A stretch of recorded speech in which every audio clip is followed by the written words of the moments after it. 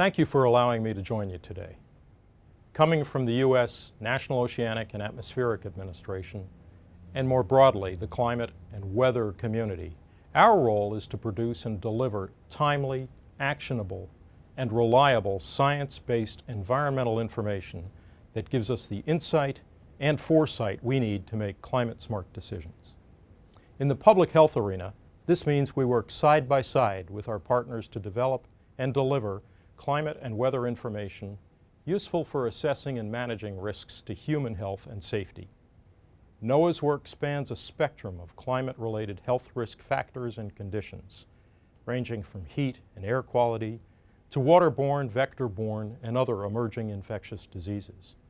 As an agency, we monitor and observe climate, weather, and ocean and coastal systems.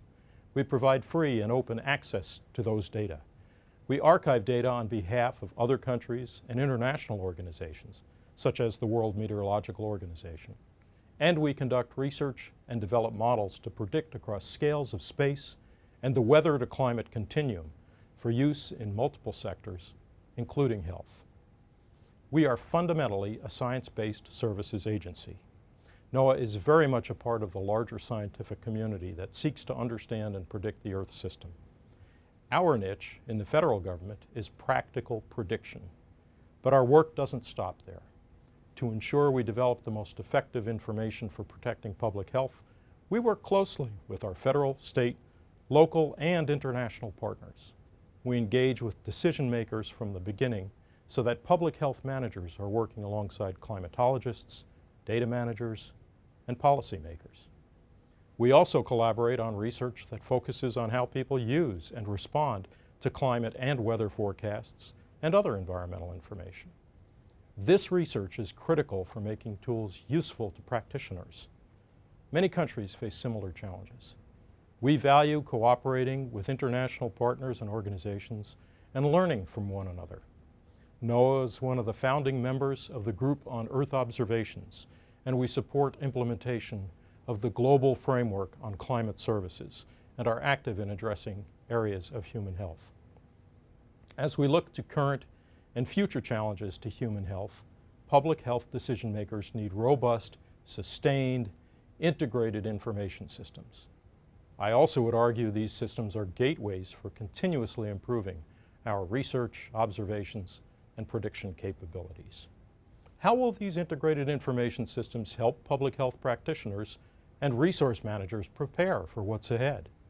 As heat waves become longer, more frequent, and more intense in the United States and globally, the right information at the right scales far enough in advance, along with the right tools, can help us prepare and save lives. So NOAA and the U.S. Centers for Disease Control and Prevention are building a national integrated heat health information system. The system integrates demands and stakeholder needs in a region with science and decision-making tools and decision support. We're also working with partners, Germany, India, the WMO, the Natural Resources Defense Council, to name a few, to make this U.S.-focused tool more globally applicable. Through pilot projects at city and regional scales, we and our U.S. and international partners are addressing key questions, like what should be predicted at what timescales, and who needs what kinds of information. How far in advance do they need it? Are we adequately addressing the needs of the urban poor or outdoor workers? Are we taking into account large public gatherings? Are we managing surge capacity at clinics and healthcare facilities in affected areas? India, with whom we have a heat health partnership, already has a heat action plan for Ahmedabad and is looking to expand the plan to other cities and regions. Cholera is another major focus for an integrated information system. Cholera is caused by outbreaks of waterborne bacteria known as Vibrios, which are highly sensitive to sea surface temperature, rainfall, and other environmental factors. Thanks to research funded by NOAA, NIH, and others, we know that cholera outbreaks occur when poor water and sanitation systems intersect with Vibrios. So we are working with the World Health Organization to build an integrated information system for waterborne diseases like cholera. Our first pilot in Bangladesh, being planned right now, is quickly becoming the backbone of a much larger Bangladeshi development agenda. For some time now, NOAA's International Desk of the National Weather Service has helped build capacity for meteorologists around the world.